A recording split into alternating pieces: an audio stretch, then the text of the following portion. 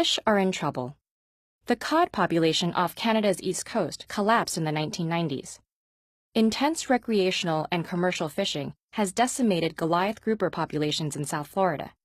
And most populations of tuna have plummeted by over 50%, with the southern Atlantic bluefin on the verge of extinction. Those are just a couple of many examples. Overfishing is happening all over the world. How did this happen? When some people think of fishing, they imagine relaxing in a boat and patiently reeling in the day's catch. But modern industrial fishing, the kind that stocks our grocery shelves, looks more like warfare. In fact, the technologies they employ were developed for war. Radar, sonar, helicopters, and spotter planes are all used to guide factory ships towards dwindling schools of fish. Long lines with hundreds of hooks or huge nets round up massive amounts of fish, along with other species like seabirds, turtles, and dolphins. And fish are hauled up onto giant boats, complete with onboard flash freezing and processing facilities. All of these technologies have enabled us to catch fish at greater depths and farther out at sea than ever before. And as the distance and depth of fishing have expanded, so has the variety of species we target. For example, the Patagonian toothfish neither sounds nor looks very appetizing, and fishermen ignored it until the late 1970s. Then it was rebranded and marketed to chefs in the US as Chilean sea bass, despite the animal actually being a type of cod. Soon it was popping up in markets all over the world and is now a delicacy.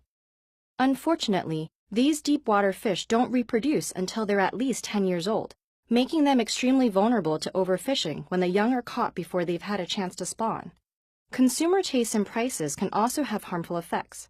For example, shark fin soup is considered such a delicacy in China and Vietnam that the fin has become the most profitable part of the shark. This leads many fishermen to fill their boats with fins, leaving millions of dead sharks behind. The problems aren't unique to toothfish and sharks. Almost 31% of the world's fish populations are overfished, and another 58% are fished at the maximum sustainable level. Wild fish simply can't reproduce as fast as 7 billion people can eat them. Fishing also has impacts on broader ecosystems. Wild shrimp are typically caught by dragging nets the size of a football field along the ocean bottom, disrupting or destroying seafloor habitats. The catch is often as little as 5% shrimp.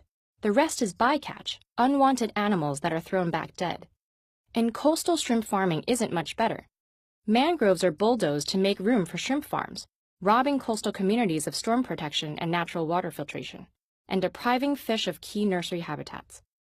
So what does it look like to give fish a break and let them recover? Protection can take many forms.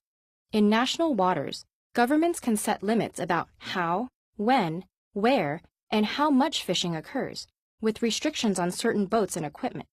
Harmful practices such as bottom trawling can be banned altogether. And we can establish marine reserves closed to all fishing to help ecosystems restore themselves. There's also a role for consumer awareness and boycotts to reduce wasteful practices like shark finning and push fishing industries towards more sustainable practices. Past interventions have successfully helped depleted fish populations recover. There are many solutions.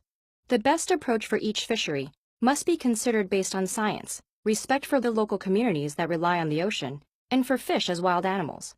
And then the rules must be enforced. International collaboration is often needed too, because fish don't care about our borders. We need to end overfishing. Ecosystems, food security, jobs, economies, and coastal cultures all depend on it.